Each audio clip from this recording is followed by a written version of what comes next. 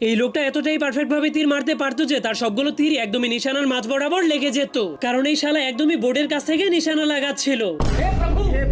আর এই লোকটাও একদমই পারফেক্ট ভাবে বলে নিশানা লাগিয়ে দেয়, যার ফলে সবগুলো বল একসঙ্গেই ফুটোর দিকে যেতে শুরু করে দেয়, কারণ সে সবগুলো বলকে একসঙ্গে সুপার গ্লু দিয়ে লাগিয়ে রেখেছিল। আর এই দুইজন লোক টেনিস বল খেলছিল, কিন্তু খেলা দেখতে আসা সবগুলো দর্শক অনেক অলস ছিল, কারণ তারা তাদের অলসতার জন্য তাদের মাথাগুলোকে ঘোরাতো না, তারা শুধুমাত্র তাদের চোখের মণিগুলোকে বলের সঙ্গে সঙ্গে এদিক ওদিক ঘুরিয়ে দিত।